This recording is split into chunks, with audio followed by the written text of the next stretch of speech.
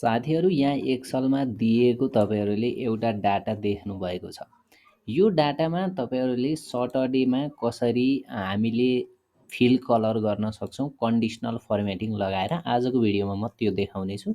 यहाँ मसँग दुईवटा टेबल छ। आजको भिडियोमा म तपाईँहरूलाई यो दुईवटा टेबलमा रहेर कन्डिसनल फर्मेटिङको कुराहरूमा क्लियर बनाउनेछु। जस्तै यहाँनिर सटरडे भन्ने देख्नुभएको छ। सटरडे भन्नेमा हामीले यतिमा जस्तै यहाँनिर यतिभरिमा सटरडे मात्रै छ भने त्यो सटरडेमा हामीले कसरी फिल कलर गर्न सक्छौँ त्यो आजको भिडियोमा म सिकाउनेछु। त्यसको लागि साथीहरू तपाईँहरूले यो जुन टेबल छ यसलाई चाहिँ सिलेक्ट गर्नु होला। सिलेक्ट गरिसकेपछि यहाँनिर कन्डिसनल फर्मेटिङ भन्ने छ। कन्डिसनल फर्मेटिङमा न्यू रुलमा क्लिक गर्नु होला। न्यू रुलमा क्लिक गरिसकेपछि युज अफ फर्मुला भन्ने छ, यहाँ क्लिक गर्नुहोस्। यहाँ क्लिक गरिसकेपछि तल फर्मुला लगाउने यो खाली कोठा छ त्यसमा क्लिक गर्नु होला। त्यसमा क्लिक गरिसकेपछि अब हामीले चेक गर्ने भनेको जस्तै यहाँनिर सटरडे छ भने यो सटरडे भरिमा चाहिँ फिल कलर हुनुपर्छ। त्यस्तै गरेर हामीले चेक गर्ने भनेको यसलाई हो। जस्तै सन्डेमा यहाँ फिल कलर हुनुपर्ने छ। हामीलाई यो यसमा सटरडे छ भने यो भरि फिल कलर हुनु छ। त्यसकारण हामीले के गर्छौँ त भने कोलुमलाई चाहिँ फिक्स गर्दैनौँ, किनभने यो कोलुम पनि चेक गर्नु छ, यो पनि सबै यहाँ भएको यो कोलुमहरू चेक गर्नु छ। त्यसकारण यो कोलुमको डलर साइन हटाइदिन्छौँ। रो चाहिँ हामीले फिक्स गर्छौँ। रो चाहिँ यही नै हो, रो चाहिँ हामी फिक्स गर्छौँ। अनि इजिकल टु गर्छौँ र डबल इन्भर्टेड कमाभित्र एसएटी, हामीले सटरडेलाई एसएटी लेखेका छौँ त्यसकारण एसएटी गरेर डबल इन्भर्टेड कमाले बन्द गरिदिन्छौँ। त्यसपछि यहाँनिर फर्म्याटमा गएर हामीले सटरडे भरिलाई फिल कलर गर्नेछौँ। त्यसको लागि फर्म्याटमा क्लिक गर्नु होला। फर्म्याटमा क्लिक गरिसकेपछि यता फिल भनेर देख्नुहुन्छ, यो फिलमा क्लिक गर्नु होला।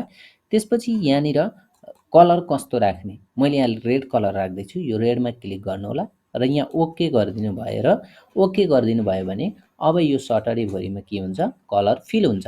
जस्तै यदि यहाँ सटरडे हुन्थ्यो भने यहाँ एसएटी, यहाँ सटरडे हुन्थ्यो भने अब यहाँनिर हेर्नुभयो भने फिल कलर हुन्छ। जस्तै यहाँनिर अब तपाईँहरूले के गर्न थाल्नुभयो, यहाँ थर्सडे छ भने यो आफै हट्छ। यसरी चाहिँ हामीले के गर्न सक्छौँ त सटरडे भरिमा फिल कलर गर्न सक्छौँ कन्डिसनल फर्मेटिङको सहायताले। यो एउटा भयो।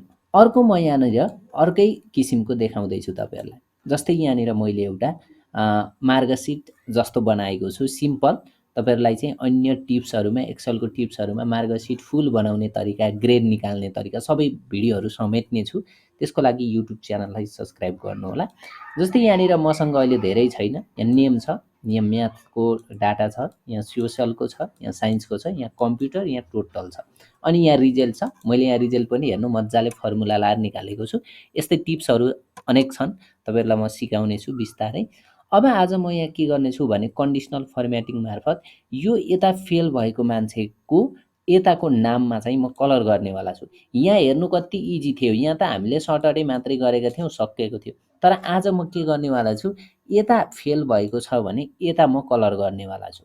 यताको फेल हुनु पर्यो, यो कोठामा फेल छ भने यताको मान्छेको रातो कलर हुनु पर्यो। जस्तै एक एकवटा गर्दै जानुभयो भने त कति धौ हुन्छ। तपाईँहरूले यहाँ कहाँनिर फेल छ भनेर खोज्नै झ्याउ कि। तर म आज तपाईँहरूलाई यस्तो फर्मेटिङ जुन कन्डिसनल फर्मेटिङ मार्फत यता फेल छ भने म यता अटोमेटिकल्ली रेड कलर गर्ने कन्डिसनल फर्मेटिङ सिकाउँदैछु। अब त्यसको लागि तपाईँहरूले जहाँ कन्डिसनल फर्मेटिङ लगाउने हो त्यसलाई सिलेक्ट गर्नु होला। यानि कि अहिले मैले नेमतिर रेड कलर गर्नेवाला छु, अथवा तपाईँहरूले पास भएकोलाई ब्लू गर्न पनि सक्नुहुन्छ, अथवा फेल भएकोलाई जस्तै मैले अहिले माथि हेर्नु त यहाँ सेल कलर भएको छ नि, यस्तै फिल कलर गर्न पनि सक्नुहुन्छ। त्यो तपाईँहरूले फर्मेटिङ जस्तो पनि गर्न सक्नुहुन्छ मैले सिकाएँ भने। अब तपाईँहरूले जस्तै यहाँ नेमलाई कन्डिसनल फर्मेटिङ गर्नु छ, त्यसकारण म यो नेमलाई सिलेक्ट गरेँ।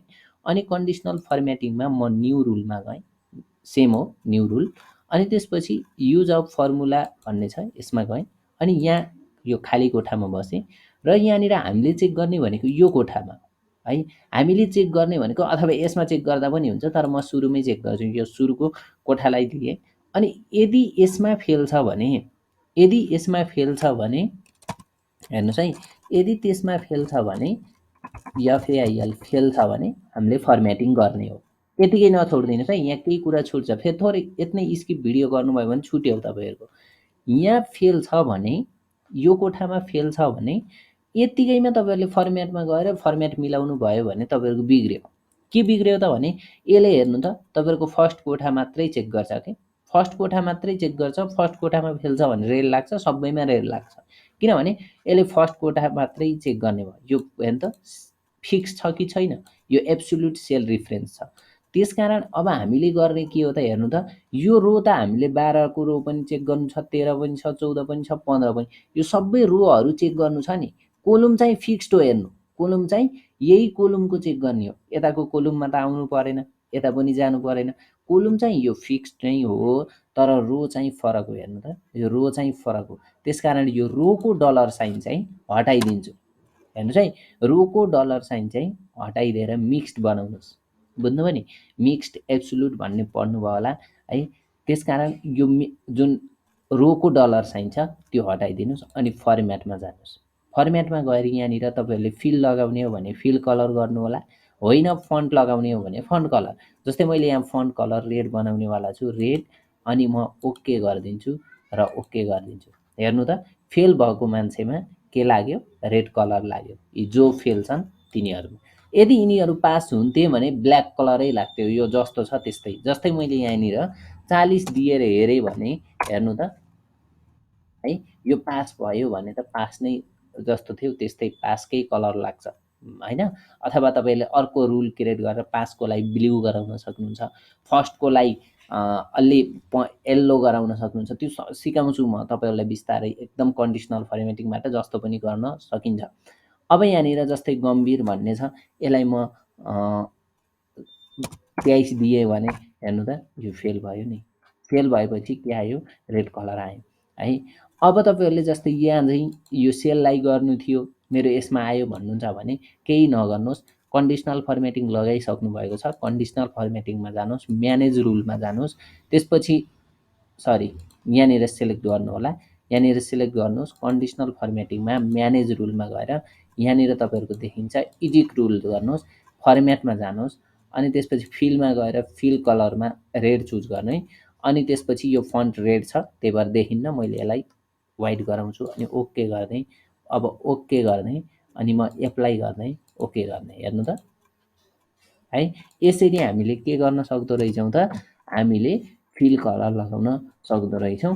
यो तपाईँहरूलाई मैले आजको भिडियोमा हल्का नर्मल टिप्सहरू दुईवटा टेबलमा देखाएँ कन्डिसनल फर्मेटिङको। अझै धेरै कुराहरू छ कन्डिसनल फर्मेटिङको, त्यो हामी बिस्तारै सिक्दै जाउँला।